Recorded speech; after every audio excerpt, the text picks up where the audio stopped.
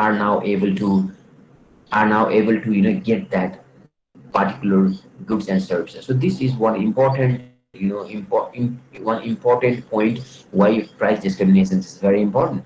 And other one is also we talked about that, okay, when you have a very big bumper production, and then if you want to capture the new market, and this coming up with the strategy of this price discriminations is also a good one. Okay, so by just just offering the price to some consumers or offering the price to some definite market. I told you Hetora yesterday. So when we say that, okay, for Hetora people, okay, the price of strawberry is 800, and for Chitons it's like 1000. So you might be wondering, okay, you might be saying that, okay, why could not we keep the strawberry to the Chiton market at 800? Why? You could have done that also. But the point is that, okay, there may not be the demand. Okay, so if the demand is completely fulfilled by the supply from your farm in Chiton market, then additional supply from your side will also do nothing in that particular market. So it makes no difference at all. So in order to have the consumption of your excess commodity, so you should have the new market. You should be exploring into the new market, and then going or exploring into the new market is not a is always a big challenge. And then and to enter into that market, one strategies might be like, you can offer your goods and services at a low price or high price or whatever you see. Okay, so I already told you that price discrimination is not only about the increment in the price. At some point, it is also the decrement in the price. So we were discussing about that, and we also compared, the perfect competition market, and we also compared between two markets, perfect competition and the monopoly, and then we discussed why price discriminations is not possible in case of the perfect competition market. Now, if I ask you, okay, explain the reasons why price discriminations is not possible in perfect competition market, and then I assume that you should be able to explain that answer on your own. Okay, why is that not possible? And we also looked into the price versioning. What was that? Okay, we saw that price versioning also, and then we were talking into the degrees. We talked about the first degrees is like, first degree is charging the consumers according to the willingness to pay, according to the willingness from the consumers. The sellers charge at consumers. Okay, 1000 is your willingness, 1000 is the price for you. Okay, 500 is your willingness to pay. Okay, 500 is the price for you. And then though we talked about this first degree of price discriminations, we also discussed that this is not a practical one. Okay, because it is quite impractical for you to get the goods and services that you are willing to have at your willingness to pay. So it's quite impractical one. Okay, and like examples given to you here is that doctors varying the charges on their customers according to their income status, the first degree. And we looked into the degrees, the graphical approach, and we talked, and I told you that, okay, in case of the monopoly market, this is only from the monopolist point of view. Okay, because this price discrimination is only possible from the monopolist. So in monopoly, your average revenue curve is equal to demand curve. We have already studied that in the first semester. And your average revenue is already your demand curve here. And then when you take any point at this demand curve or at this average revenue point, you, let's say that is a B here, and then the line that touches from point B towards your output, that is M here, is your, that is the output that you are bringing into the market. Okay, and at point B, OP is the price. So we already talked that, okay, OPBM is the revenue collected by the monopolist in this first degree of price discrimination. And then the area revenue, that is OPBM, the calculations of revenue that is given here by the area OPBM is done by length into breadth, because it is somehow looking like a rectangle. So the area of rectangle is L into B, and this will give you the area of this OPBM. That is the revenue. Okay, and here your consumer surplus is the right angle triangle, thus that is attached, or that is adjoined above your rectangle here. That is APB and denoted by the CS. So that area is the consumer surplus that is achieved Okay, in case of the first discriminations. So here what is happening is that so APB is the consumer surplus before your price discrimination. So when price discriminations is there, and then if your price is now OA increased from OP, now your entire consumer surplus will wipe out. It will be removed.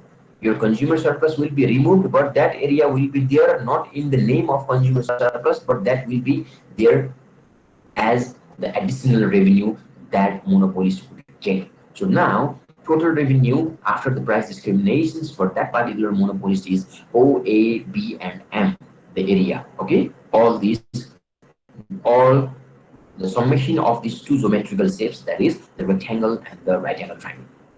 So here, what is one important thing to notice is that monopolist is not giving any opportunity for the consumer surplus. Okay, all the consumer surplus is wiped out. So this was the first degree, and in case of the second degree, now monopolist sets the prices, depending on the choices of the customers. So choices of the customers is like explained to you yesterday by electricity is more expensive for the first units of for the first number of units, and then you want to be in the which category, or which choices do you want to have. So based on your choices, you are charged your prices of that particular goods and services.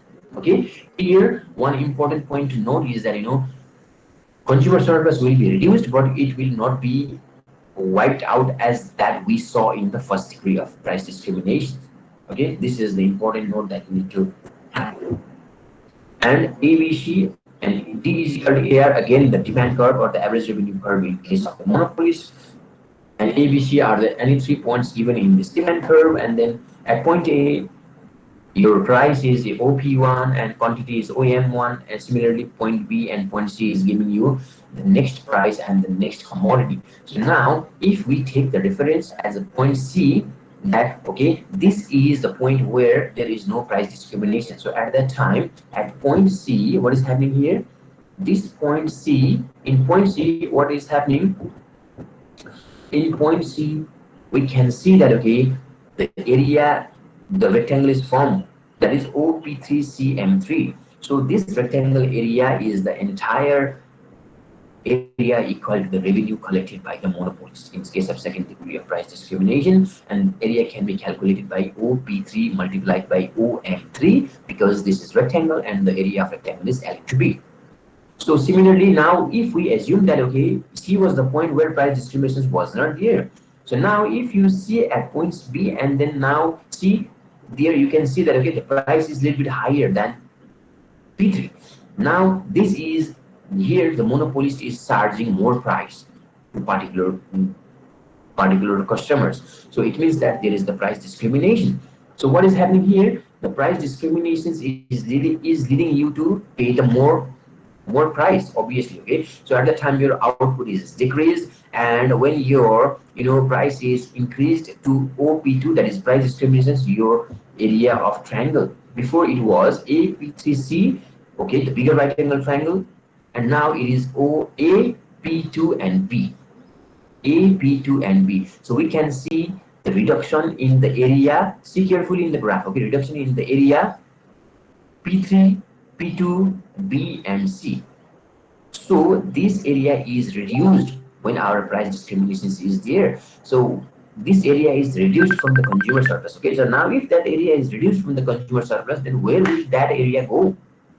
So that will go towards the revenue of the monopolist. Okay, so here small triangle formed, it will be lost as a deadweight loss. Okay, we talked already about the deadweight loss, and the two triangles that we could see, the two smaller triangles, okay, that is the revenue added to the monopolist. Similarly, if we further increase the price to P1, that is also the further discriminations at point A, you can see that okay, there is only formation of one smaller rectangle and one smaller right angle triangle. So that one smaller rectangle is your addition to the revenues to the monopolist, and the rectangle here, the upper rectangle is like the deadweight loss.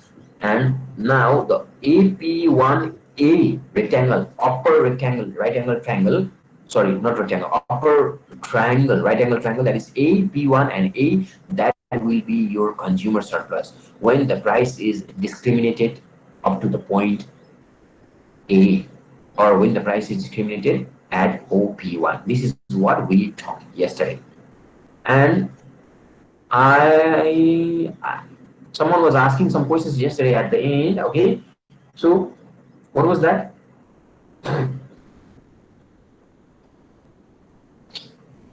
No questions. Okay, I think the student is clear when he or she. Sir, Yeah. the rectangle below the triangle of gateway clause. Sorry, rectangle. Rectangle below the triangle of gateway clause. Rectangle below the triangle of deadweight loss. Which one? There are two deadweight losses. Okay,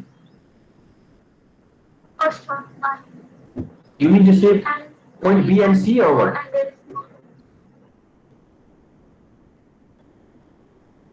Ruchita, point B and C or A and B? I will consider point B and C. So when you consider B at point B, there is price discriminated at OP2, and then there is the formation of this, you know, see my cursor, okay? I will show you in my cursor. So this is the formation of the next rectangle, right angle triangle, and this is also your deadweight loss, okay? This is, so you might be wondering, okay, how can there be two deadweight losses in one picture? So it's like, if you take only B and C and draw the graph, then there will be only one, one triangle, and then this will be like, deadweight loss for the consumer surplus. So there will be also deadweight losses for the producer surplus, which we are not looking from the producer side, only looking from the consumer side. So that's why your deadweight loss, which was this shape in the initial graph. Okay, so the lower triangle is not here because we are not looking for the producer side, so only the upper one is here. So this rectangle, this right angle triangle is the deadweight loss when we take the point P and C, and this one is the deadweight loss when we take the point A and B. Okay, this is not like, B, this one and this one and this one, they are collectively the deadweight losses. No, no, sir. Yeah. The gateway clause triangle, right in the triangle. I am asking you about the area under that triangle. Area under the drag area under that triangle means you are talking about the rectangle or what? Yes, sir. That will be revenue. I told you that. Okay, when you take the point B and C, so there is the formation of the two rectangles. Let's see in the graph. Okay, let's see my cursor. These two your rectangle are the revenues. So now, so only this much area is lost as a deadweight loss when we see from the point B and C. So the entire, before it was, okay, follow my cursor. Okay, before it was this one, your revenue was this one. Now your revenue would be this one. Okay, Ruchita, your revenue would be this one. Oh, okay, I understood. Okay, and this one would be your deadweight loss.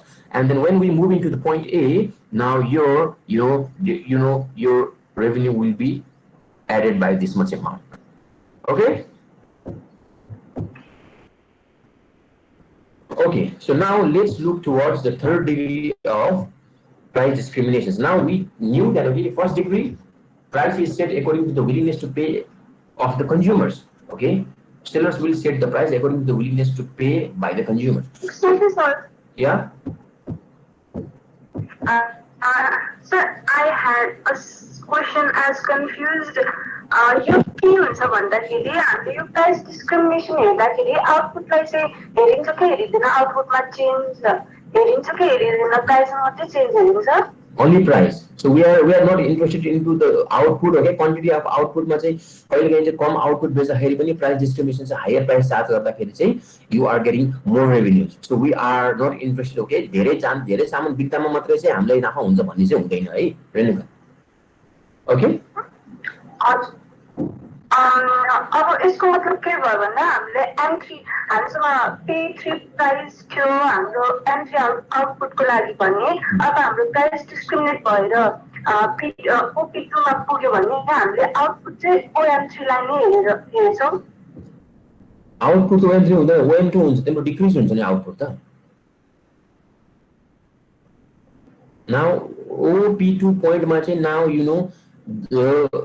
your demand is यो OM2 भनेको के हो त यो चाहिँ तिम्रो हाम्रो equilibrium पोइन्टमा हेर्ने हो भने अहिले यो केसमा पनि तिम्रो आउटपुट भयो तर it is like demand from the market also okay कति हुन्छ त यो OP2 is like demand will be decrease यो यसरी देखाएको है यो चाहिँ okay we are looking from the demand side है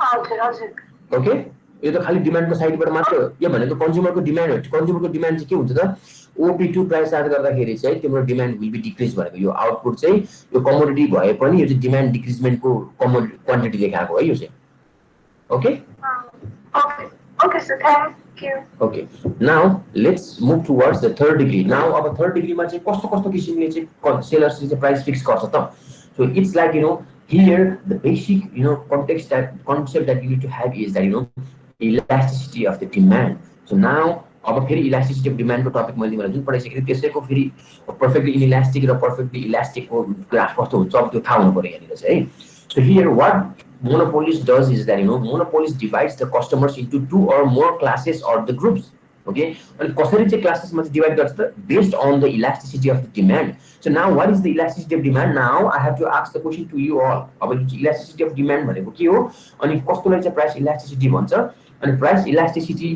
पर्फेक्टली इलास्टिसिटी डिमान्ड हुँदाखेरि चाहिँ हाम्रो चाहिँ नेचर अफ कर्भ के हुन्छ र त्यसले चाहिँ भन्न खोजेको के हो त्यसपछि चाहिँ furthermore what is the nature of the perfectly inelastic demand curve and then what is that explaining to you. Now you have to have that concept already. Now I assume that you all are well known with that. Okay, so but the thing that we need to understand in the third degree of price discriminations is that okay monopolist divides the customers into particular groups or the classes. Okay, the groups could be on the basis of the elasticity of demand. I will show that here in the graph.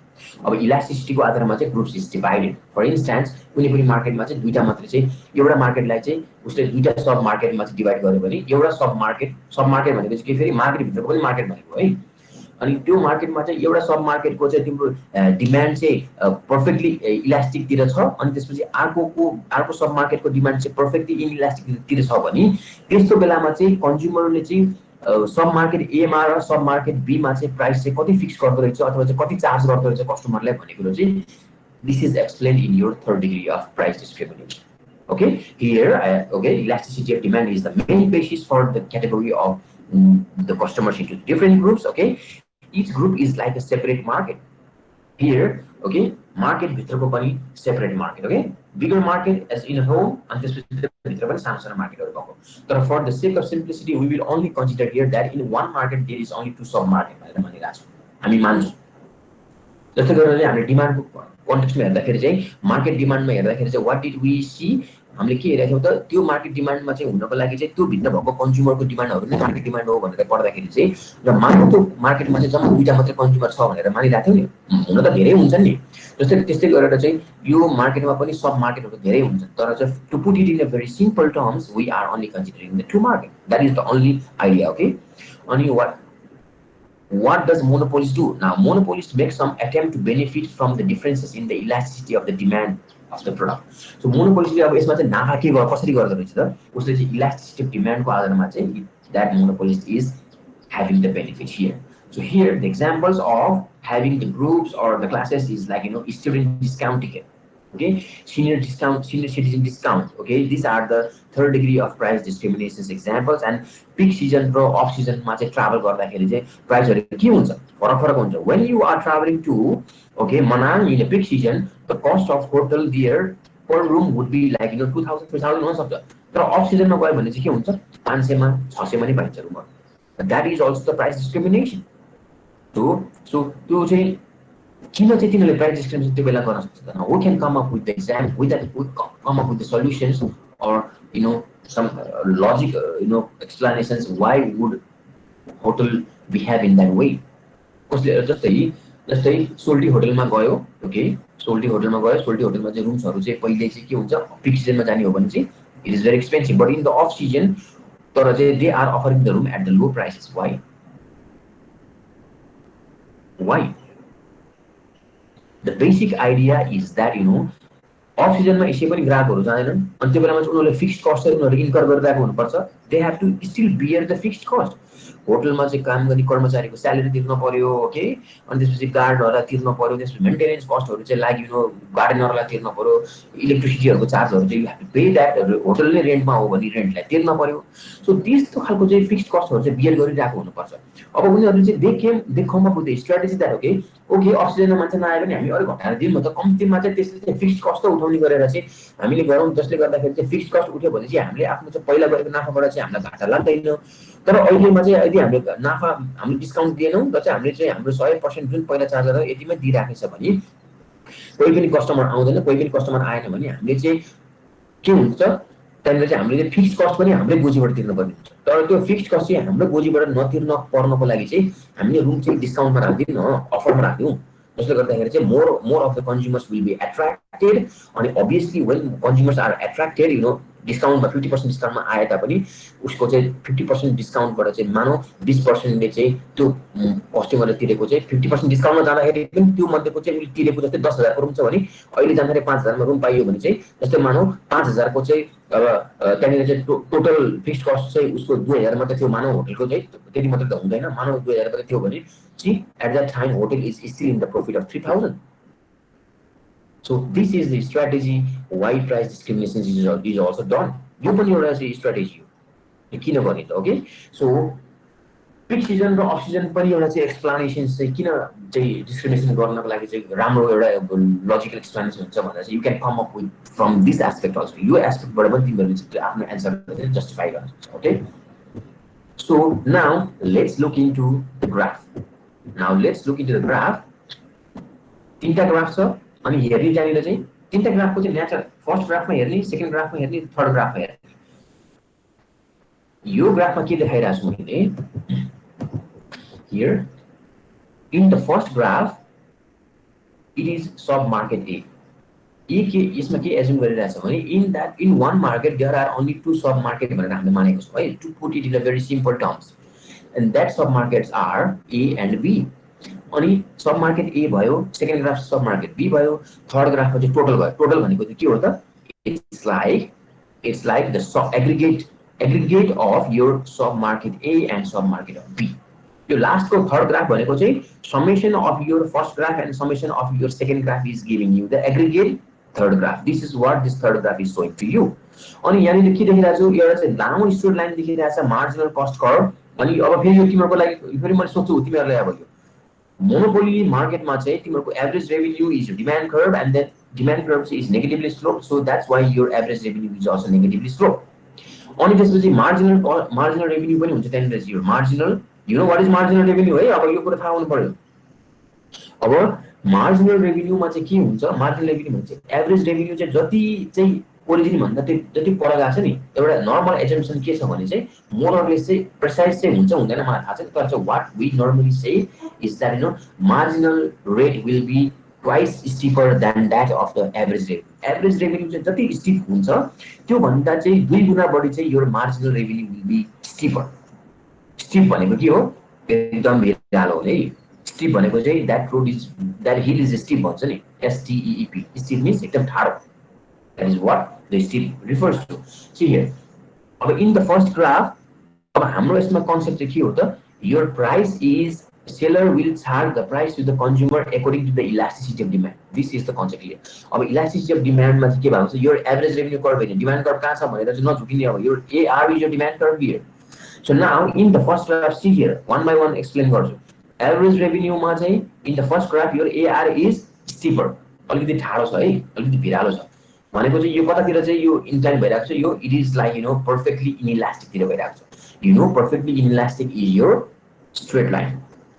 I आएको छ, मैले क्लासमा पनि भनेको थिएँ। So your AR in the first graph is more or less nearer to your inelastic, okay. So it's like this is your inelastic. So in case of the second graph, so see your AR curve, पहिला AR curve चाहिँ एकदम स्टिप थियो, ठाडो थियो सब market एमा, तर बीमा गएपछि यो AR is little bit what, it is less steeper than the A.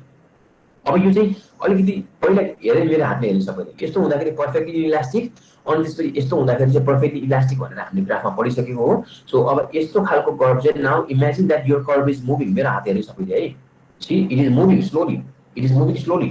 अब यसरी चाहिँ घुम्दै घुम्दै चाहिँ यस्तो यस्तो होरिजोनल लाइन बन्यो भने चाहिँ that is your perfectly elastic. But what are we seeing here is that okay, we are assuming that okay, sub market A मा चाहिँ your demand curve is perfectly is not perfectly say let's say it is inelastic अनि त्यसपछि चाहिँ A मा चाहिँ it is elastic. Okay, elastic तिर चाहिँ नजिक गइरहेको छ. So see here, this is how your curve is moving. यसरी मुभ गरिरहेको हुन्छ. Okay, so in case of the third graph, your AR is given there to AR भनेको के हो? It is the summation of your average revenue from your sub market A and sub market B. Okay, AR sub market A मा भएको AR र sub market B मा भएको AR को summation Edison गर्दाखेरि चाहिँ जति पनि आउँछ it will be more steeper. अब दुईटाको एडिसन गर्दाखेरि के हुन्छ? एउटा यस्तो ठाडो र अर्को यस्तो एड गर्दाखेरि के हुन्छ? एभरेजमा लिँदाखेरि चाहिँ यस्तो आउँछ नि. हो.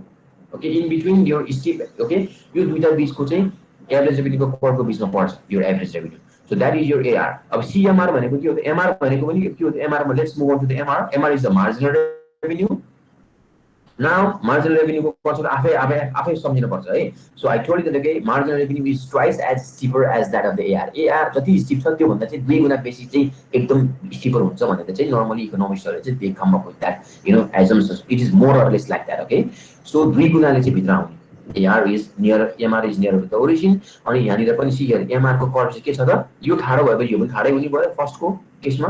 अनि सेकेन्ड सब मार्केट बी मा चाहिँ AR चाहिँ अलि स्टिप भएपछि MR फर यो sub market B is also little bit steeper. Okay, अनि त्यस्तै गरेर चाहिँ अब लास्टको कर्वमा चाहिँ CMR दिएको छ. CMR is your what? That is the total market revenue. Okay, or the combined market revenue whatever you say. अब यो AR MR भयो यो. Okay, and your vertical axis is the price and horizontal axis is the output, and here marginal cost is your straight line. Marginal cost is assumed to be constant for all of these markets. Okay, your market A मा पनि your marginal cost is straight line. Okay, straight line हुन्छ यो. Go back to the price determination in the monopoly market. है, your MC is straight line. अनि त्यसपछि चाहिँ your MC is also straight line for market B, and your MC is also straight line for your total graph. Okay, अब यहाँनिर चाहिँ the important thing that you need to understand is that okay, who can say what will be the basis or the criteria for the profit maximization? Who can come up with that? कसलाई थाहा छ profit maximization को criteria के हो? Because monopolist is the one who always maximizes the profit. So monopolist को intention चाहिँ profit maximization गर्ने हो भने profit maximization चाहिँ हामीले चाहिँ कहिले गर्न सक्छौं? This also checks your concept on the first semester economics. है, कसैलाई थाहा छ? Yes. So what? Marginal revenue is equal to marginal cost. That is the concept of the profit maximization. So now, since your marginal revenue is equal to marginal cost, that is the point where the firm is always maximizing the profit. Okay? त्यस्तै गरेर मोनोपोलिस्टले पनि यो पोइन्टमा नै maximise गर्छ उसको profit maximisation. अब हेरौं, अब मार्जिनल रेभेन्यू र marginal cost first move towards the first graph. Okay, मेरो कर्सरमा हेर्ने है. See here, this is your marginal revenue curve. अनि त्यसपछि चाहिँ सी हियर यो पोइन्टसम्म मेरो कर्सरमा जाँदाखेरि यो पोइन्टसम्म हेर्दाखेरि चाहिँ के भएको छ? Your marginal revenue is greater than your marginal cost. Isn't it? Yes or no? यो भन्दा माथिको पोइन्ट, मेरो कर्सर भन्दा माथिको पोइन्ट. Because किन त यो marginal revenue को line is lying above your marginal cost curve. So that's why here marginal revenue is greater than marginal cost. अब चाहिँ now I may ask you what happens when marginal revenue is greater than the marginal cost. Marginal revenue is greater than marginal cost हुँदाखेरि के हुन्छ? Should you produce more or not? So what answer sir? Question बुझेन. अब तिमीले अघि भनिसक्यौ profit म्याक्सिमाइजेसनलाई marginal revenue is equal to marginal cost हुनु पर्यो. Okay, that is true. Okay, तर अब यो ग्राफमा हेर्ने है, म तिमीलाई कर्वमा देखाउँछु. अब यो भनेको चाहिँ मार्जिनल रेभेन्यू र मार्जिनल कस्ट कर्व चाहिँ फर्स्ट ग्राफमा चाहिँ कहाँनिर इक्वल भएको छ? जहाँनिर चाहिँ यो दुईटा लाइनले चाहिँ मिट गरेको छ त्यहाँनिर चाहिँ दे आर इक्वल. एन्ड यो चाहिँ मैले मेरो कर्सरमा देखाइरहेको छु. That is the point where your marginal revenue is equal to marginal cost, and that is the profit maximization output. यो कति हुन्छ आउटपुट? तल तान्ने यहाँबाट. ओके, तल तान्ने. अनि यति is your profit maximization output. यति निकाल्यो भने चाहिँ प्रॉफिट मैक्सिमाइजेसन हुँदो रहेछ भन्ने हुन्छ. तर प्राइस चाहिँ कुन हुन्छ त? यो प्राइस हुन्छ कि अर्कै प्राइस हुन्छ? त्यो प्राइस यो हुँदैन. किन हुँदैन भने यो पोइन्टबाट चाहिँ हामी चाहिँ अप टु डिमान्ड, हाम्रो डिमान्ड कति हो त्यो पोइन्टसम्म हामी मुभ गर्नुपर्छ। सो हाम्रो आउटपुटले चाहिँ डिमान्डलाई मिट गरेको कन्डिसनमा बल्ल हाम्रो प्राइस चाहिँ म्याक्सिमाइजेसन हुन्छ। So that's why this will not be your price. Okay, your price will be like you have to move upward until it touches your average revenue curve. अब जहाँनिर चाहिँ एभरेज रेभेन्यू कर्भ टच गर्छ त्यसपछि चाहिँ you draw the line towards your price axis. अनि अब मेरो cursor हेर्ने, यो कर्सरमा चाहिँ दिस इज योर प्राइस। अब यो चाहिँ सब मार्केट एले चाहिँ के गर्दो रहेछ त, यो मेरो कर्सरमा भएको लाइनदेखिको चाहिँ ओरिजिनसम्मको प्राइस चाहिँ चार्ज गर्दो रहेछ। अनि आउटपुट कति निकाल्दो रहेछ, यति मात्र निकाल्दो रहेछ। सी यहाँ चाहिँ उसले कति चार्ज गर्यो, मार्जिनल कस्ट भन्दा चाहिँ बेसी प्राइस उसले चाहिँ यहाँनिर चाहिँ मार्जिनल कस्टको लाइन भन्दा बेसीमा चाहिँ उसले चार्ज गर्यो। ओके, अब moving towards the sub market B graph, यहाँ पनि यसको कन्सेप्ट पनि त्यही हो, marginal cost is equal to marginal revenue and this is the point where your marginal revenue is equal to marginal cost. मेरो कर्सरमा हेर्ने त्यो चारवटा एरो दिएको कर्सरमा, that is your marginal revenue is equal to marginal cost point and this is your profit maximization point. अनि profit maximization output कति हुन्छ, यहाँनिर चाहिँ प्रॉफिट मैक्सिमाइजेसन गर्नलाई आउटपुट कति निकाल्नु पर्दो रहेछ, यति आउटपुट निकाल्नु पर्दो रहेछ। ओके, यो कसरी पत्ता लगाउने त, draw the perpendicular line towards your output axis. अब त्यसपछि यसको चाहिँ यो सब मार्केट बीमा चाहिँ त्यो मोनोपोलिस्टले चाहिँ पैसा कति चार्ज गर्दो रहेछ भनेको चाहिँ त्यो गुड्स एन्ड सर्भिसलाई कति चार्ज गर्दो रहेछ त्यो पत्ता लगाउनको लागि चाहिँ हामी कहाँसम्म पुग्नुपर्छ, we always have to move towards our demand कर्भमा जानुपर्छ।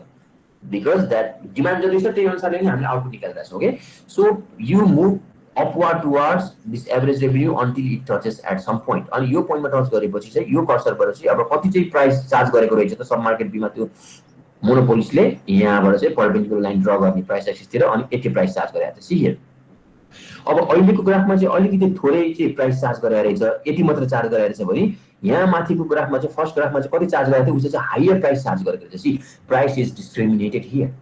एउटै मार्केटमा चाहिँ उसले चाहिँ एउटा सब मार्केटमा चाहिँ एउटा प्राइस चार्ज गर्यो र अर्को मार्केटमा चाहिँ उसले अर्को प्राइस चार्ज गर्यो। This is price discrimination. अब यसरी चाहिँ उसले दुईटा सब मार्केटमा चाहिँ दुई किसिमको चाहिँ प्राइस चाहिँ उसले चाहिँ चार्ज गरिरहँदाखेरि चाहिँ के हुन्छ त, उसको ओभरअल बेनिफिट चाहिँ फेरि के हुन्छ, म्याक्सिमम हुन्छ। अब so one might ask questions that okay किन सब मार्केट बी मा चाहिँ हामीले चाहिँ यो अपरेट गर्ने त, त्यस्तै हो भने चाहिँ सब मार्केट ए मै चार्ज गरौँ न त, सबैले चाहिँ प्राइस म्याक्सिमम तिरिरहेको चाहिँ यहाँनिर चाहिँ भनेर कोही someone can come up with that explanations. त्यो गर्दाखेरि चाहिँ किन हुँदैन, कसैले चाहिँ किन हुन सक्दैन यो सब मार्केट ए मा मात्रै हामी अपरेट गर्नको लागि, कसैले चाहिँ भन्न सक्छ, कसैले भन्न सक्छ किन सब मार्केट ए मा चाहिँ हामीले प्राइस चाहिँ हायर चार्ज गर्न पाउँदै सब मार्केट बी मा चाहिँ किन लोवर प्राइस चार्ज गर्ने त नि, भनेपछि एकदमै रेभेन्यू नै हामीले चाहिँ म्याक्सिमम जेनेरेट गर्ने, प्रॉफिट नै म्याक्सिमम जेनेरेट गर्ने भने त म्याक्सिमम प्राइसमा चाहिँ हामीले त्यसलाई सेल गर्न पाउँदै किन अर्को थोरै प्राइसमा जम्प गर्ने त भन्ने कसैको क्वेसन हुन सक्छ। ओके, त्यो किन हुन सक्दैन भने हेर्ने है, यो मेरो कर्सरलाई फलो गर्नु। जस्तै मानौ यो प्राइस चाहिँ तिमीहरूले, जस्तै यो प्राइस चाहिँ तिमीहरूले कन्ज्युमर सेलरले चाहिँ सब मार्केट ए मा चार्ज गरिरहेको प्राइस हो मानौ, तर चाहिँ अब यो प्राइसले चाहिँ यो डिमान्ड कर्भमा टच गर्नुपर्छ, यहाँसम्म त ठिक छ, यो सब मार्केट ए मा चाहिँ यो डिमान्ड कर्भमा चाहिँ टच गरिरहेको छ, त्यो यो प्राइस चाहिँ हामी चार्ज गर्नको लागि वी आर रेडी, हामी चाहिँ वी आर इलिजिबल। तर चाहिँ यो लाइन चाहिँ स्ट्रेटली ड्र गरेर चाहिँ हामी यो मार्केटमा पुग्यौँ भने यसले डिमान्ड कर्भमा छुँदैन। डिमान्ड कर्भमा नछुने बित्तिकै त के हुने भयो, यसले के भनेको त डिमान्ड कर्भमा नछुने भनेको चाहिँ अब हामीले चाहिँ त्यो प्राइस हायर प्राइस फिक्स गर्दाखेरि चाहिँ त्यहाँनिर यदि डिमान्डै मार्केटबाट छैन भने त्यो म्याक्सिमम प्राइस फिक्स गरेको के काम लाग्यो, no use at all. So डिमान्डसँग टच गर्ने खालको प्राइस नै द्याट इज त्यो ट्रान्जेक्सन हुने प्राइस नै त्यो प्राइस हुन्छ। तर चाहिँ हामीले चाहिँ जस्तै 100 रुपियाँ चाहिँ कुनै पनि कमोडिटीको प्राइस चाहिँ मार्केटमा राख्यौँ, तर चाहिँ डिमान्ड चाहिँ 80 रुपियाँसम्मको बराबरको छ भने your commodity will not be transacted in that market. So that's why higher prices चाहिँ सब मार्केट ए मा चाहिँ इलिजिबल हुँदा हुँदै सब मार्केट बी मा चाहिँ त्यो higher price cannot be charged in the sub market B. So that's why lower price will be charged here. Okay, and the lower price it should touch until your average revenue curve. This is how we calculate on your third graph, which it is nothing but the summation of your addition curve. Your price को र your price को चाहिँ it is some your average revenue र your average revenue को summation ले चाहिँ यो AR curve दिन्छ भनेर यो चाहिँ यो ग्राफ नबनाए पनि हुन्छ थर्ड ग्राफ है। मैले जस्ट रेफरेन्स को लागि चाहिँ सब मार्केट र सब मार्केट बी को चाहिँ रेफरेन्स को लागि चाहिँ यो दुईटाको एडिसन नै टोटल चाहिँ मार्केट डिमान्ड हो, टोटल एभरेज रेभेन्यू हो र CMR भनेको चाहिँ कम्बाइन्ड MR हो भनेर देखाउनको लागि मात्र यहाँ राखेको। This is why, this is how your price is determined in your अब फेरि प्राइस डिटर्मिनेसन इन मोनोपोली मार्केटको कन्सेप्ट पनि ठ्याक्कै यही हो। So this is how price is determined in any monopoly market. Okay, and monopoly market मा चाहिँ price determination गर्ने चाहिँ दुईटा त्यो ग्राफ हेर्ने त्यो भनेको चाहिँ त्यो price determination in monopoly market नै price discrimination को ग्राफ को चाहिँ explanation एउटै हो दुईटा ग्राफ चाहिँ. I'm done here. Any questions? यो एकदम ग्राफ इन्ट्रेस्टिङ पनि छ, एकदम इम्पोर्टेन्ट पनि छ. अनि क्वेशन चाहिँ अब मेरो हातमा पऱ्यो भने चाहिँ म यो क्वेशन चाहिँ यहाँबाट राख्छु.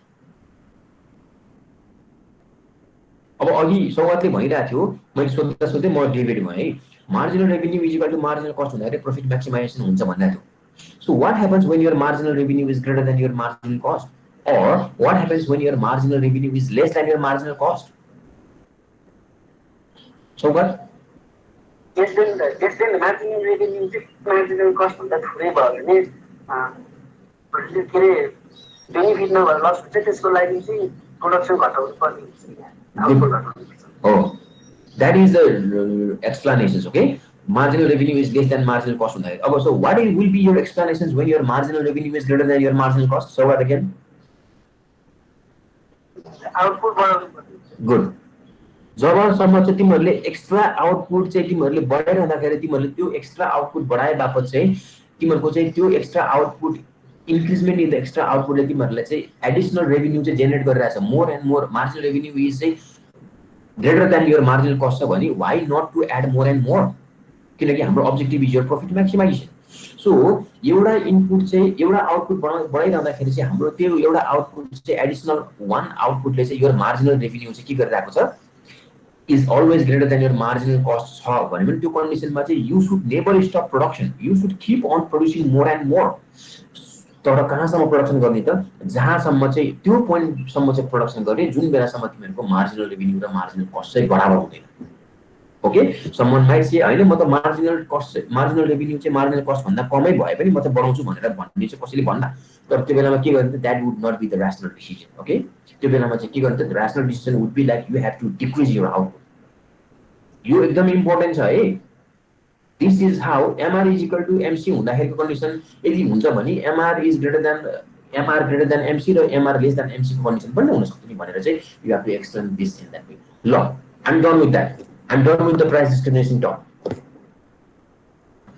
सर या त्यो के अरे बल्क पर्चेस गर्दाखेरि एभरेज कस्ट घट्छ कि बल्क पर्चेस गर्दाखेरि इलास्टिसिटी बल्क पर्चेसिङ गर्दाखेरि एभरेज कस्ट घट्छ नि त, दुई तिनवटा मात्रै किन्दाखेरि भन्दा चाहिँ धेरै किन्दाखेरि एभरेज कस्ट घट्छ. त्यो र इलास्टिसिटी अफ डिमान्ड अफ कन्ज्युमर्समा के भयो, त्यो कसरी दिनुहुन्छ? इलास्टिसिटी अफ डिमान्ड भनेको के हो? अब फेरि अब त्यो डेफिनेसनतिर जानुपर्छ सौगात है. अब फेरि इलास्टिसिटी अफ डिमान्ड भनेको के होला भनेर तिमी आफैले इलास्टिसिटी अफ डिमान्ड भनेको प्राइस बढाउँदाखेरि क्वान्टिटी चाहिँ कतिको कन्ज्युमको के अरे पर्चेस हुने भन्ने रिलेसन हो. अनि जस्तै दुई चारवटा चाउचाउ किन्दाखेरि एउटालाई 20 पर्छ भने एक प्याकेट किन्दाखेरि बल्क किन्दाखेरि एउटा 18 पर्ने भयो नि त होइन. कस्ट चाहिँ घट्यो. त्यो र इलास्टिसिटी अफ डिमान्डमा लिङ्क छ र सायद रिलेसन छ जस्तो मलाई लाग्दैन है सौगात. त्यो तिमी भनेको ठिक हो. अब मोर प्रोडक्सन गर्दाखेरि यो कुरा चाहिँ जस्तै चाउचाउको केसमा ल्याएर तिमीले अब यो केसलाई चाहिँ एग्रिकल्चरल एक्टिभिटिजमा पनि हामीले यही कुरा चाहिँ एप्लिकेबल गर्यो भने चाहिँ के हुन्छ त, जस्तै एक कठामा मात्र प्रोडक्सन गर्दाखेरि चाहिँ यो cost of production would be high, तर चाहिँ अब चाहिँ कम्पेरिटिभली चाहिँ तिमीहरूले अब चाहिँ एक बिगामा चाहिँ प्रोडक्सन गर्यो भने चाहिँ तिम्रो चाहिँ एक कट्ठामा लाग्ने जति कस्ट अफ कल्टिभेसन छ एक बिगामा गर्दाखेरि चाहिँ एभरेजमा चाहिँ एक कट्ठामा गर्दाखेरि भन्दा चाहिँ त्योभन्दा कम लाग्छ भन्ने कुरो त we can put it in our production. यो हाम्रो एग्रिकल्चरल एक्टिभिटीमा पनि त्यो चाहिँ कुरा लागू हुन्छ. That is true. अब मोर एमाउन्ट अफ प्रोडक्सन गरिरहँदाखेरि चाहिँ कम्पनीहरू अथवा इन्डस्ट्रीहरूले चाहिँ सस्तो चाहिँ प्रोडक्सन निकाल्न कस्ट अफ प्रोडक्सनहरू चाहिँ हुन्छ. That is true. त्यो पनि एउटा चाहिँ हामीले कता कता पढ्नुपर्छ है. तिमीले पढिसक्यो होला जस्तो लाग्छ मलाई. I don't know. तर तिमीले भनेको रिलेसन चाहिँ मैले ठ्याक्कै मलाई माइन्डमा आएन है सौगात. मलाई एकचोटि मेसेज पनि गरिदिइराख, म त्यस्तै भयो म फेरि relation I will try to find out है. ओके, नाउ अब यो प्राइस डिस्क्रिमिनेसनको टपिक यति नै हो. यो थर्ड ग्राफ एकदम इम्पोर्टेन्ट छ, फेरि हेर्ने है. मैले एक्सप्लेन गरिसकेँ. Now I will take your attention towards कुन टपिकमा भने अब हामी हेर्छौँ मार्केटेबल सरप्लस र मार्केटेड सरप्लसको चाहिँ हामी यहाँ टर्मिनोलोजिजले एक्सप्लेन गर्छौँ. What are they? Okay, we will try to explain the marketable surplus and marketed surplus. Let me stop my presentation. Your slide stop गर्छु अनि यसमा पनि stop. Okay.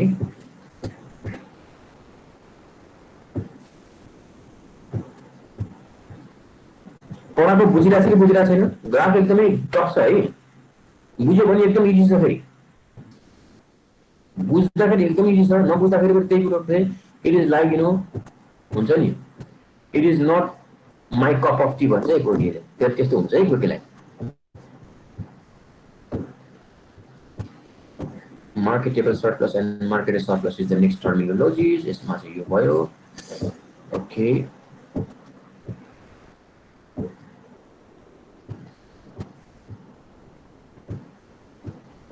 मैले जुन टपिकमा चाहिँ अलिक म्याक्सिमम टाइम दिइरहेको छु तिमीहरूले आफैले चाहिँ अलिअलि बुझ्नु है, त्यो चाहिँ टपिक इम्पोर्टेन्ट छ भनेर। ग्राफ आयो?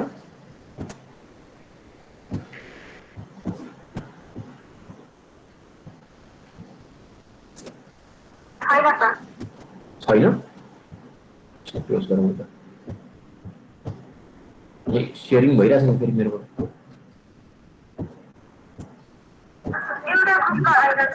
भएको सर अघि भएको थियो ए, अघि भने छैन भने चाहिँ अर्को ग्रुपबाट पढेछ के अरे। ओके, किन अर्कोमा भएन? एउटामा भयो अर्कोमा भएन?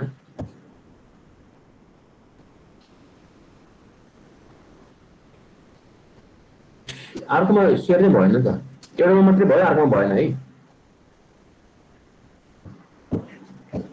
के गर्ने?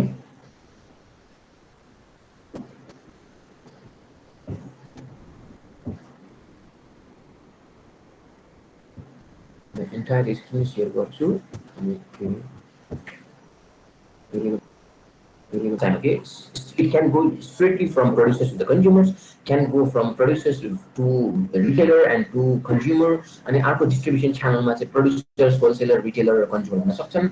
And next one it could be like producer, agent, wholesaler, retailer and consumers. So these are the different common channels. यो चाहिँ फेरि यही नै channel हुन्छ सबै commodity मा यो लागु हुन्छ भन्ने कुरो होइन है। This is just general channels that is being prevailing जुनसुकै commodities मा पनि। एग्रिकल्चरमा मात्रै नसोच्ने, कति कुराहरु चाहिँ एग्रिकल्चरमा मात्रै रेस्ट्रिक्ट भएर नसोच्ने है। अनि यो चाहिँ कन्ज्युमर प्रोड्युसर भनेको चाहिँ जुनसुकै सेक्टरमा पनि हुन सक्छ। So that was the marketing channel. So now we will see what is marketable and marketed surplus. This is the next one and next terminologies, and this is also very important and easy also. Okay, marketable surplus, and let's see first about the marketable surplus. What is that? Marketable surplus is like we know that there are some farmers who produce the commodity. पहिला मेरो background सुन्नु नपर्ने है slides. There are some farmers who produce the commodities and they produce the commodity. Let's say 100 metric ton एउटा farmer चाहिँ निकाल्यो अनि त्यसपछि 10 मेट्रिक टन चाहिँ उसले आफ्नो कन्जम्सनको लागि राख्यो, तर उसले 90 मेट्रिक टन चाहिँ उसले के गर्छ त? अब उसले नन एग्रिकल्चरल पपुलेसनहरु जति पनि छन् नि, अब अरु जस्तै अब डक्टर्सहरु छन् खेती त गर्दैन, जस्तै इन्जिनियर्सहरु छन् खेती त गर्दैनन्। अब उनीहरुले त्यस्तो किसानहरुले जस्तो प्रोड्युसरहरु चाहिँ they supply those 90 metric tons of commodities to the other non-farm population. एग्रिकल्चरसँग रिलेटेड नभएको मान्छेहरुलाई अथवा चाहिँ उसले चाहिँ मार्केटमा चाहिँ त्यो कमोडिटी चाहिँ उसले निकाल्छ। That amount is your marketable surplus. Okay? अब फेरि कोही कोहीलाई चाहिँ someone might say that okay मैले चाहिँ 100 क्विन्टल चाहिँ निकाले, तर मैले चाहिँ 10 क्विन्टल मेरो घरको लागि राखेर चाहिँ मैले 90 क्विन्टल चाहिँ मसँग एक्सेस भयो। त्यो 90 क्विन्टल चाहिँ मैले एक्सेस अमाउन्टबाट चाहिँ मैले चाहिँ बजारमा मैले त्यो निकाले भने that 90 quintals is my marketable surplus. त्योसम्म ठिक छ, तर some farmers are there who hold, उसले चाहिँ कसले के गर्छ अब जम्मा गरेर राख्छ उसले चाहिँ हार्वेस्ट सिजनको लागि। जस्तै 10 क्विन्टल चाहिँ उसले त्यो 90 बाट चाहिँ उसले 10 जम्मा गर्यो भने अब उसले चाहिँ निकाल्न सक्ने कन्डिसन भनेको कति मात्र भयो त? 80 मात्र भयो। त्यो कन्डिसनमा चाहिँ 80 मार्केटेबल सरप्लस हुन्छ। Even if the definitions of market surplus के भन्छ त? आफ्नो कन्जम्सनको लागि आफ्नो रिक्वायरमेन्टको लागि राखेर बाँकी रहेको कमोडिटिजहरु चाहिँ मार्केटमा जति पनि निकाल्न सक्ने क्यापेबिलिटीहरु छ जति पनि निकाल्छ त्यो नै मार्केटेबल सरप्लस हो भनेर भन्छ। ओके, तर चाहिँ सधैँ त्यो हुँदैन। कहिलेकाहीँ चाहिँ फार्मर्सले चाहिँ होल्ड एउटा चाहिँ होल्ड भनेको एकुमुलेसन गरेर राख्न सक्ने चान्सेसहरु हुन्छ। त्यस्तो बेलामा चाहिँ के हुन्छ? Your marketable surplus amount will be decreased. So that's why marketable surplus को concept is somehow said that okay this is the theoretical concept. Okay, the marketable surplus भनेको के हो? Let's see here. Quantity of the produce, total production. Okay, simply the total production, which is total प्रोडक्सनबाट चाहिँ आफ्नो रिक्वायरमेन्टबाट चाहिँ जति amount घटाइन्छ त्यसपछि चाहिँ डिफरेन्सेस जति आउँछ त्यो डिफरेन्सेस एमाउन्ट चाहिँ it is made available to the non farm population of the country that is your marketable surplus very simple छ है मैले 10 किलो चामल मैले उत्पादन गरेँ 10 किलो चामलबाट चाहिँ मलाई एक वर्षभरि 1 किलो चाहिँ मलाई चाहिन्छ मेरो घरको रिक्वायरमेन्टको लागि मेरो ओन रिक्वायरमेन्टलाई 1 किलो चाहिन्छ भने मैले 10 - 1 बाट चाहिँ घटाउँदाखेरि 9 आउँछ नि त्यो 9 is your marketable surplus okay this is your marketable surplus so marketable surplus formula is your total production minus total requirement and it can also be summarized at ms is equal to tp minus tr so see here one example is given to you if a farmer produces 10 metric tons of paddy in the year 2011 and total requirements of that farmer in one is 1 metric ton at the same time त्यही टाइममा चाहिँ उसको requirement चाहिँ के हो त 1 metric ton रहेछ तर उसले चाहिँ कति निकाल्यो 10 metric ton so here if you are asked to calculate the marketable surplus based on provided information यो market marketable surplus is 10 - 1 is equal to 9 metric ton very simple okay this is yes अब तिमीहरूले चाहिँ म तिमीलाई अब अहिलेदेखि नै के प्रिपेयर गराउन चाहन्छु भने तिमीहरूले जीमा गएर चाहिँ रिसर्चहरू गर्छ नि so you might be wondering म कुन टपिकमा गर्ने के गर्ने ओ एकदम वरि गरिरहेको हुन्छ स्टुडेन्टहरू है मैले मसँग चाहिँ 3-4 ब्याचबाटदेखि चाहिँ स्टुडेन्टहरू लिमा छन् तर चाहिँ when I get PCN from them कसैलाई पिसिएन पनि लेख्न आउँदैन कसैलाई चाहिँ टपिक छान्न पनि आउँदैन अनि त्यसो के हो भने अहिलेदेखि नै तिमीहरूले पढेको यो जुन एउटा जस्तै मैले मार्केटेबल मैले सरप्लस पढाउँदैछु यो marketable surplus could be one specific objective when you do your research if you want to know the marketable marketable surplus of the cauliflower in Solyan let's say what is the marketable surplus and what is the marketed surplus if you want to know that aspect of cauliflower in Solyan then this could be one research so चाहिँ economic analysis भन्छ अनि खाली चाहिँ के मात्रै आउँछ भने benefit cost ratio र नेट प्रेजेन्ट भ्यालुको मात्र कन्सेप्टमा आउँछ अनि अरू चाहिँ इकोनोमिक एनालाइसिसमा चाहिँ अरू पनि यस्ता चाहिँ जस्तै मार्केटेबल सरप्लसहरू मार्केटेड सरप्लसहरू अब प्रड्युसर सेयरहरू कन्ज्युमर सेयर्सहरू त्यसपछि चाहिँ प्राइस स्प्रेडहरू मार्केटिङ मार्जिन त्यसपछि मार्केटिङ एफिसिएन्सीहरू थुप्रो टर्मिनोलोजिजहरू छन् इकोनोमिक एनालाइसिस भनेको चाहिँ it is not only about having the discussions about benefit cost ratio and only about like net present value त्यो पनि एउटा प्रोजेक्ट एप्राइजल क्राइटेरिया त हो तर त्योभन्दा पनि बियोन्डका थुप्रै हामीसँग चाहिँ रिसर्च गर्न सक्ने पोसिबल टपिक्सहरू छन् है अब यस्तो यस्तो चाहिँ यति इन्ट्रेस्टिङ र न्यू अब यस्तो खालको कन्सेप्टमा चाहिँ कोही रिसर्च गर्नको लागि इन्ट्रेस्टेड छ र फर्चुनेटली चाहिँ मसँग चाहिँ अब मेरो सुपरभिजनमा चाहिँ पढ्न चाहिँ कोही इन्ट्रेस्ट छ भने चाहिँ I would be really happy to see यस्तो यस्तो एस्पेक्टमा चाहिँ रिसर्च गरेको चाहिँ I would be really happy to see that है अहिलेदेखि तिमीहरूले चाहिँ अब कुन कुन टपिकमा गर्ने भनेर वरि नगर्ने यही हो रिसर्च गरिने मार्केटेबल सर्प्लस भेजिटेबल चाहिँ सर्प्लस चाहिँ काउलिफ्लावर चाहिँ सल्यान्डमा कति छ त निकाल्ने यही हो के गर्नु पर्यो त सिम्पल टोटल प्रोडक्सन हेर्ने अनि टोटल रिक्वायरमेन्ट चाहिँ त्यो हाउस होल्डको टोटल रिक्वायरमेन्ट हेर्ने त्यो बिचमा चाहिँ डिफरेन्सेस गर्ने त्यसपछि जति आउँछ that is your marketable surplus very simple छ रिसर्च पनि सिम्पल हुन्छ त्यसपछि चाहिँ एउटा इकोनोमिक एनालाइसिसपट्टिको जुन हामीले चाहिँ नर्मली एजुके स्टुडेन्ट र टियुके स्टुडेन्टले चाहिँ जुन समातिरहेको हुन्छ टपिकहरू त्योभन्दा पनि भिन्न हुन्छ है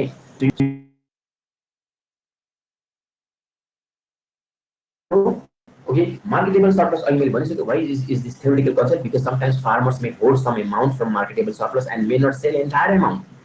Okay, उसको रिक्वायरमेन्टको लागि चाहिएको एमाउन्ट राखेर पनि उसले चाहिँ सबै एमाउन्ट नबेच्न सक्छ.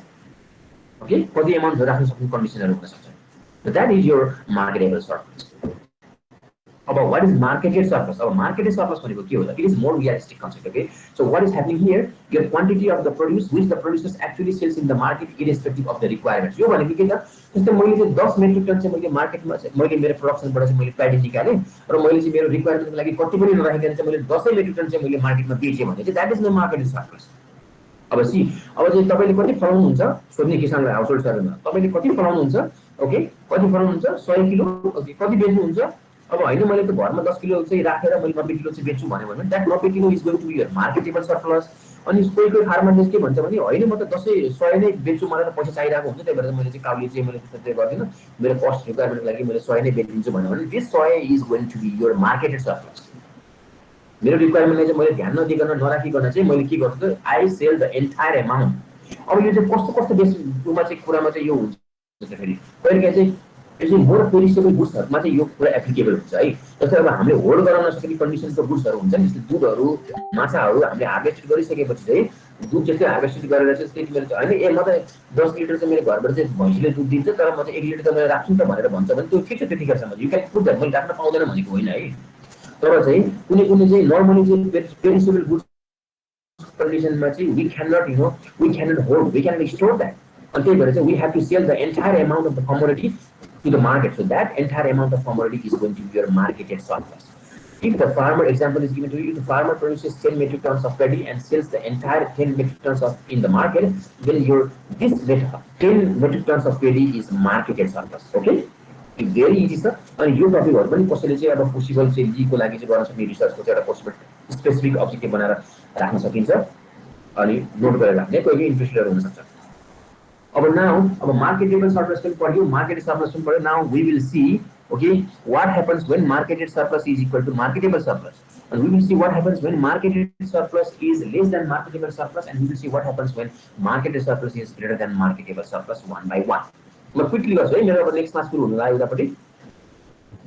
you see here, case one, marketed surplus is greater than marketable surplus. And if your marketed surplus is greater than marketable surplus, उत्पादन गरेको सबै अमाउन्ट बेच्ने कन्डिसन चाहिँ सबै अमाउन्ट मार्केटमा बेचेको कन्डिसन चाहिँ जब चाहिँ it is greater than your आफ्नो रिक्वायरमेन्टको लागि राखेको चाहिँ अनि त्यसपछि रिक्वायरमेन्टको लागि चाहिँ राखेको अमाउन्ट र त्यसको चाहिँ प्रोडक्सन गरेको अमाउन्टबाट घटाउँदाखेरिको मार्केटेबल सर्प्लस डेफिनेसन भनिसक्यो. It is normally the case for the small and poor farmers. Poor farmers र एकदम स्मल फार्मर के गर्छ एकदम मार्जिनलाइज फार्मरहरु चाहिँ they sell the entire commodity in the market. That is your marketed surplus है. Consider the poor farmer who have less farm produce than their requirement. What they do? They need to have the cash requirement also, okay? And to cash requirement fulfill गर्नको लागि चाहिँ what they do? They normally sell the entire quantity to meet out the cash requirement. अब यस्तो खालको चाहिँ कन्डिसनलाई यस्तो खालको केसलाई भन्छ distress sale or force sale. Force sale गर्यो बिकज पहिलो चाहिँ के हुन्छ भने फेरि क्याश रिक्वायरमेन्टको लागि मात्रै चाहिँ फार्मरले चाहिँ बेच्छ त market surplus is greater then market surplus हुन्छ त नो. तर कहिले के हुन्छ भने त्यो पुअर फार्मरहरुसँग चाहिँ होल्डिङ गर्न सक्ने चाहिँ क्यापेसिटीहरु नहुन सक्छ. ओके, त्यस्तो त्यस्तो त्यही भएर स्मल र पुअर चाहिँ फार्मरको एक्जाम्पल लिएको यहाँनिर चाहिँ एकदम गरिब किसानहरुसँग चाहिँ कहाँ राख्ने के राख्ने हो के अथवा त्यो चाहिँ स्टोर गरेर राख्न सक्ने चाहिँ इन्फ्रास्ट्रक्चरहरु चाहिँ राम्रो नहुन सक्छ. त्यही बेला उले के गर्दिन पर्ने हुन्छ त उले एन्टायर कमोडिटी चाहिँ बेच्दिन पर्ने हुन्छ. So at that time your marketed surplus is greater than your marketable surplus and is applicable for the small and poor farmers. Also called a distress sale and forced sale. Our next condition is case 2. There is marketed surplus is less than marketable surplus. Here, larger and it is a case for the larger and the rich farmers. Okay, धनी किसानहरुको लागि चाहिँ अब के हुन्छ त्यो बेलामा चाहिँ धनी किसानहरुले चाहिँ सबै बेच्न नपर्न सक्ने कन्डिसन हुन्छ. उलाई पैसा नचाहिएको हुन सक्छ, उसँग चाहिँ गोडाउन हुन सक्छ. ओके, धेरै इन्फ्रास्ट्रक्चरले गर्दाखेरि चाहिँ उसले के गर्न सक्छ त he can or she can hold some of the surplus produce. So large and rich farmers sell less than the marketable surplus because of their better retention capacity. They can hold that. They can store that. Okay. So they retain extra produce, hoping that they would get higher prices later. किन चाहिँ उले retention गरेर राख्छ त? अब उसले चाहिँ मसँग राख्नको लागि गोदाम पनि छ, मैले किनभने सबै बेच्ने भन्छ नि त्यही हो. अब मसँग गोदाम पनि छ, अहिले मसँग कमोडिटी पनि धेरै छ, अहिले म राख्छु, अहिले मैले राखे भने स्टोर गरेर पनि मैले 1 महिनापछि बेसी प्राइस पाउँछु कि भन्ने हिसाबले पनि उसले चाहिँ के गर्छ त केस 2 को कन्डिसन चाहिँ एप्लिकेबल हुन्छ. एन्ड यस्तो बेलामा चाहिँ this is not a case of no distress or no force sale. यहाँनिर फोर्स सेल भनेको जबरजस्ती बेच्न पर्ने भनेको है फोर्सिङ. डिस्ट्रेस भनेको चाहिँ व्हाट यु नो डिस्ट्रेस भनेको चाहिँ के हो मिनिङ इज डिस्ट्रेसिङ, दिक्क लाग्ने के त्यसलाई भन्छ डिस्ट्रेसिङ sale. Our next condition is your marketed surplus is equal to marketable surplus. This is the case for the average farmers, and here what he does, what the average farmer does is that the farmer retains neither more nor less than his requirement, and it holds true for the perishable goods. अब यहाँनिर चाहिँ के हुन्छ marketed surplus can be equal to your marketable surplus, and it is holding true for the perishable goods because they have to sell whatever they have to produce. Whatever they have produced, okay, because they cannot store it, as farmers cannot store or hold such commodities and thus have to sell the entire produce at that time. This is the case 3, which is marketed surplus is equal to marketable surplus, and this represents for the small farmer. So small farmer को लागि चाहिँ case 3 अनि poor farmer को and small farmers को लागि चाहिँ case 1 अनि त्यसपछि चाहिँ तिम्रो rich farmer र large farmer को लागि चाहिँ case 2. This is very important. This is the relationship between the marketed surplus and marketed surplus. I am done for today. अब मैले लास्टको साइड क्विकली गरे. I am sorry for that किनकि मेरो नेक्स्ट क्लास सुरु हुनेवाला छ. केही छ क्विकली